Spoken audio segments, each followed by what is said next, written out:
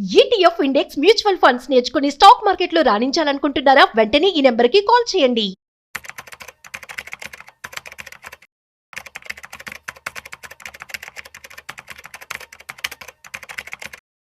నమస్తే, welcome back to Suman TV. Present మనతో పాటు ఉన్నారు స్టాక్ మార్కెట్ అనలిస్ట్ సుందరామరెడ్డి గారు. నమస్తే సార్. నమస్తే. సార్, ఒక సాలరీడ్ ఎంప్లాయ్ ఎంతో కొంత మనీని సేవ్ చేసుకుంటూ ఉంటున్నారు. సో దాన్ని ఎక్కడైనా ఇన్వెస్ట్మెంట్ చేయాలి అంటే ఎక్కడ చేయాలి? ఒక మంచి స్ట్రాటజీలో చేయాలి అనుకుంటే ఎక్కడ చేస్తే బాగుంటుంది? సో చాలా మంది అంటే కన్ఫ్యూజ్ అవుతా ఉంటారండి. రియల్ ఎస్టేట్ లో పెట్టాలా, డెట్ ఫండ్స్ లో పెట్టాలా, లేదా గోల్డ్ ఏదైనా స్కీమ్ లో జాయిన్ అవ్వాలా, అంటే ఫ్యూచర్ బాగుండటం కోసం మనం ఎక్కడ పెడితే బాగుంటుంది అని అంటూ ఉంటారు. మళ్ళీ మ్యూచువల్ ఫండ్స్కి వచ్చామనుకోండి, డైరెక్ట్ తీసుకుంటే బాగుంటుంది, రెగ్యులర్ తీసుకుంటే బాగుంటుంది, లార్జ్ క్యాప్ తీసుకుంటే బాగుంటుంది, స్మాల్ క్యాప్ తీసుకుంటే బాగుంటుంది, ఇలా అనమాట. లంసం పెడితే బాగుంటుందా, ఎస్ఐపిలో పెడితే బాగుంటుంది, లేదా ఇల్లు కొంటే బాగుంటుందా, ఇల్లు రెంట్కి ఇస్తే బాగుంటుందా, ఇలా రకరకాల కన్ఫ్యూజన్తో ఉంటారు. మీరు ఏదైనా చేయండి, అప్రిషియేషన్ అసెట్స్ అన్ని మంచిగా అండి, డిప్రిషియేషన్ అసెట్స్ అన్ని వరస్ట్ అనమాట. అందుకని పర్సంటేజ్లో తేడా ఉండొచ్చు. నువ్వు ఇల్లు కొని రెంట్కి ఇచ్చావు అనుకోండి, రెంటల్ ఈల్డ్ నీకు 2 to 3% కంటే ఎక్కువ రాదు ప్రయాణం. ఓకే, అదే నువ్వు మ్యూచువల్ ఫండ్లో పెట్టుకుంటే రిస్క్తో 20 రావచ్చు. ఈక్విటీ మ్యూచువల్ ఫండ్లో పెడితే, పోనీ గోల్డ్లో పెడితే రిస్క్ తక్కువతో 10% కూడా రావచ్చు. డెట్ ఫండ్స్లో పెడితే నీకు రిస్క్ లేకుండా 7 to 8% రావచ్చు. కొన్ని అయితే రిస్క్తో 20 దాకా వస్తాయి, కొన్ని రిస్క్ లేకుండా 7-8 దాకా వస్తాయి అనమాట. బట్ డజంట్ మ్యాటర్, మీ ఆస్తులు అయితే పెరుగుతున్నాయి కదా.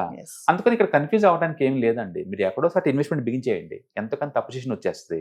అది రెగ్యులర్ డైరెక్ట్ కూడా సంబంధం లేదు, రెండింటి మధ్య డిఫరెన్స్ 1% కదా. అందుకని అలా ఏం లేదు, మీరు ఎక్కడైనా పెట్టుకోవచ్చు.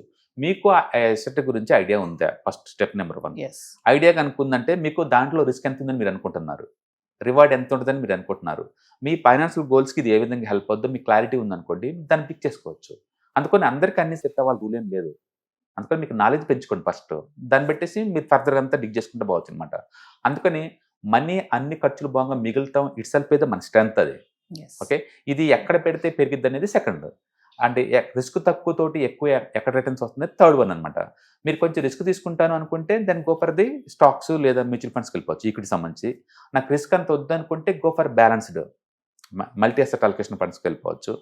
లేదు అనుకుంటే ఇంకొంచెం డబ్బు బల్క్లో ఉందనుకుంటే మన హౌస్ రియల్ ఎస్టేట్లో కొని అమ్మటం ఎవ్రీ 5 yearsకి ఒకసారి, లేకపోతే ఇల్లు కొని మీరు ఒక పోర్షన్లో ఉండి ఇంకో పోర్షన్ రెంట్కి ఇవ్వడం, ఇలాంటి ఏదైనా చేసుకోవచ్చు. మొత్తానికైతే వెల్త్ అప్రిషియేషన్ అయ్యే చోట ఎక్కడ పెట్టినా బెటర్ అండి, అది ఎంతో కొంత కాదు. అందుకని గోల్డ్ కొంట బెటరా లేకపోతే స్టాక్స్ బెటర్ అంటే 2 బెటర్ అంటాను నేను. రెగ్యులర్ మ్యూచువల్ ఫండ్సా లేకపోతే లార్జ్ క్యాప్ ఏదన్నా ఓకే అంటాను, ఎందుకంటే వెల్త్ పెరుగుతుంది కదా ఎండ్ ఆఫ్ ది డే. ఆ పెరగటంలో కాంపౌండ్ అవటంలో మేబీ తేడా ఉండొచ్చు. ఆ తేడా మీకు ప్రాపర్గా అర్థం కావాలంటే మీకు ఎంతకంత నాలెడ్జ్ ఉండాలి. నాలెడ్జ్ పెంచుకోవటం వల్ల రిస్క్ తగ్గించుకోవచ్చు, రివార్డ్ పెంచుకోవచ్చు అనమాట. అందుకని ప్రతి ఒక్కళ్ళు ఒక అరగంట పావుగంట టైము మీరు వెల్త్ మేనేజ్మెంట్కి, వెల్త్ క్రియేషన్కి, వెల్త్ ప్రొటెక్షన్ కోసం స్పెండ్ చేశారనుకోండి, మీకు అర్థం అవుతుంది. ఇది బ్రహ్మదార్థం ఏం కాదు కదా, కాబట్టి ఈజీగా మేనేజ్ చేసుకోవచ్చు అనమాట. కాబట్టి కన్ఫ్యూజ్ ఏం అవసరం లేదండి. అండ్ ఎర్న్ చేయండి, సేవ్ చేయండి, అంటే ఎక్కడో చోట ఇన్వెస్ట్ చేయండి.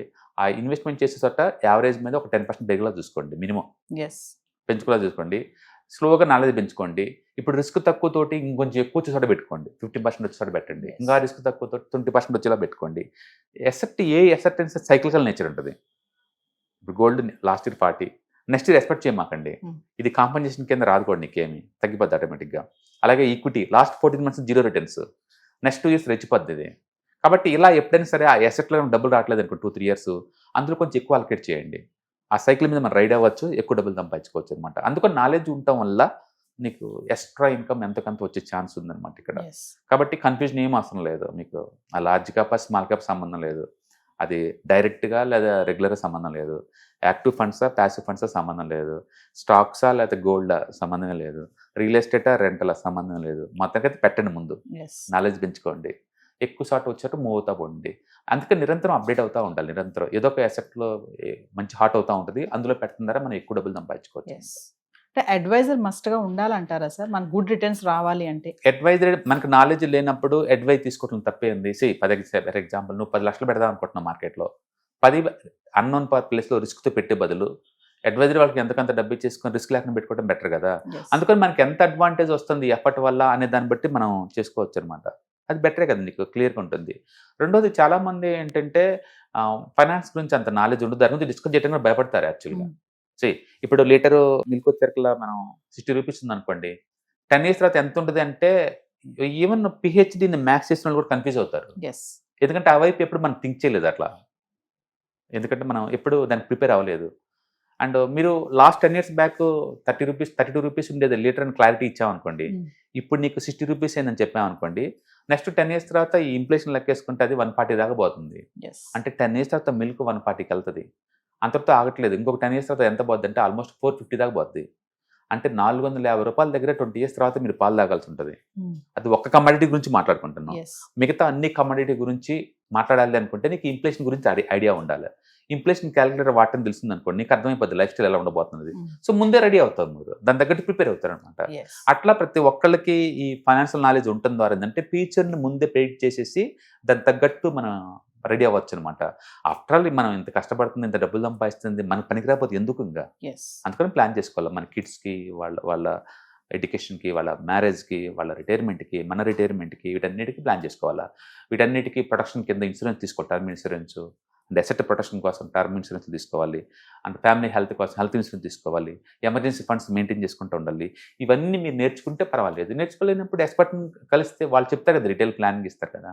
సో కాబట్టి పర్వాలేదు. ఇక్కడ ఏదైనా సరే మన వెల్త్ పెంచే పనులు ఏదైనా సరే, ఆ థింకింగ్, ఆ లిటరసీ, ఫైనాన్షియల్ లిటరసీ పెంచుకోవటం, టోటల్ ఫ్యామిలీ మొత్తం ఫైనాన్షియల్ లిటరసీ ఉండటం వల్ల ఏంటంటే నీకు ఫైనాన్షియల్ ఫ్రీడమ్ దొరికిద్ది, పీస్ ఆఫ్ మైండ్ దొరికిద్ది. ఎండ్ ఆఫ్ ది డే మనం ఎందుకు బతున్నాం అంటే హ్యాపీనెస్ కోసమే కదా. ఆ హ్యాపీనెస్ ఏ రూట్లో వస్తే అంత బెటరే కదా. కాబట్టి తప్పేం లేదు, అడ్వైజరీ తీసుకున్న తప్పేం లేదు, నాలెడ్జ్ పెంచుకున్నా తప్పేం లేదు. అంటే లక్కీగా ఈ కోవిడ్ తర్వాత నుంచి జనాల్లో బాగా అవేర్నెస్ వచ్చిందండి. లైఫ్ స్టైల్స్ మొత్తం ఒకసారి షేక్అవుట్ అయింది ఆ టైంలో. అంటే జనాలు వాళ్ళ ఫ్యూచర్ కొద్ది థింక్ చేయడం బీన్ చేశారు. అట్లీస్ట్ ఇప్పుడు డెఫినెట్గా మార్క మంచిది అన్నట్టు కోవిడ్ రావటం కూడా ఒక రకంగా ఎంతో పెయిన్ ఆ టైంలో అనిపించినా ఆన్లైన్కి అలవాటు పడ్డారు, ఆన్లైన్ యాక్సెప్ట్ చేస్తున్నారు, యూపీఐ పేమెంట్లు బాగా పెరిగిపోయినాయి, అంటే స్టాక్ మార్కెట్లో ఇన్వెస్ట్మెంట్స్ పెరిగిపోయినాయి, అండ్ ఫైనాన్షియల్ లిటరసీ బాగా పెరిగి అందరు ప్లాన్ చేసుకుంటున్నారు. అండ్ ఇట్ గుడ్ అనమాట, ఇది లాంగ్ టర్మ్ పాయింట్ ఆఫ్లో. అందుకని ప్రతి ఒక్కళ్ళ ఫ్యామిలీలో అందరికీ ఆ ఫైనాన్షియల్ లిటరసీ ఉండాలి, అండ్ ఫైనాన్షియల్ ప్లానింగ్ ఉండాలి, అంటే ఫ్యూచర్ కోసం ముందు రెడీ అవ్వాలి, అప్పుడే హ్యాపీగా బతకొచ్చు. Thank you. Hi, ETFs, index funds and mutual funds ఎవరైనా సరే క్లాస్ రూమ్ ఎన్విరాన్మెంట్లో ఇలా నేర్చుకుందాం అనుకుంటే అక్టోబర్ 12వ తారీఖు మీకు దగ్గరలోని సిటీకి వస్తున్నాం.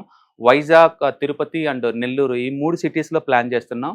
సో మీరు ఎవరైనా సరే స్టాక్ మార్కెట్ మీద passive income as well as active income కనుక ETFs, index funds and mutual funds ద్వారా ఎర్న్ చేద్దాం అనుకుంటే ఇది మంచి అవకాశం. సో మీరు ఎవరైనా సరే మీ దగ్గరలో సిటీస్ వాళ్ళు అనుకుంటే కనుక కింద స్క్రోల్ అవుతున్న నెంబర్పై పింక్ చేసుకొని మీరు సీటు రిజర్వ్ చేసుకోండి.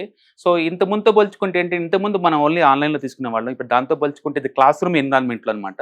సో 1-to-1 ఇంటరాక్షన్ ఉంటుంది కాబట్టి మోర్ ఎఫెక్టివ్గా ఉంటుంది. కాబట్టి ఎవరికైనా ఇంట్రెస్ట్ ఉంటే ఈ 3 అసెట్ క్లాసులు నేర్చుకుందామని కింద స్క్రోల్ అవుతున్న నెంబర్పై పింక్ చేయండి. Thank you. హాయ్, మార్కెట్స్ చాలా వాలటిలిటీ ఉన్నాయని భయపడుతున్నారా? మార్కెట్ ఆల్ టైమ్ హైలో ఉందని దూరంగా ఉండాలనుకుంటున్నారా? ఏది రైట్ టైం మార్కెట్లో ఎంటర్ అవడానికి, ఏది బెస్ట్ టైం మార్కెట్లోంచి బయటకు పోవడానికి తెలుసుకోవాలనుకుంటున్నారా? మార్కెట్లో mutual funds, ETFs, index funds ద్వారా మనీ మేక్ చేద్దాం అనుకున్నారా? ఇలాంటి మీ డౌట్స్ కి క్లారిఫికేషన్ కోసం ఈ webinar ETFs, index funds and mutual funds కోర్సులో జాయిన్ అవ్వండి. మీ డౌట్స్ క్లారిఫికేషన్ చేసుకోండి. Every month Saturday, Sunday and Monday conduct చేసే ఈ కోర్సులో మీకు ఈటీఎఫ్స్ అంటే ఏంటి, ఇండెక్స్ ఫండ్స్ అంటే ఏంటి, మ్యూచువల్ ఫండ్స్ అంటే ఏంటి, different type of ETFs, index funds, mutual funds అంటే ఏంటి, ఇందులో ఇన్వెస్ట్ చేయడం ద్వారా లాంగ్ టర్మ్ లో వెల్త్ ఎలా క్రియేట్ చేసుకోవాలా, షార్ట్ టర్మ్ లో ఎలా వెల్త్ క్రియేట్ చేసుకోవాలా, ఎనీబడి కెన్ ట్రేడ్ ప్రోగ్రామ్ ఎలా పార్టిసిపేట్ చేయాలా, ఇలాంటి అన్నిటికీ మీకు ఆన్సర్ దొరుకుతుంది. కాబట్టి మీకు ఎవరికన్నా ఇలాంటి వాటిలో వెల్త్ క్రియేట్ చేయాలని కనుక ఇంట్రెస్ట్ కనుకుంటే కింద స్క్రోల్ అవుతున్న నెంబర్ కి కాల్ చేయడం ద్వారా మీ సీట్ని బుక్ చేసుకోండి. Thank you.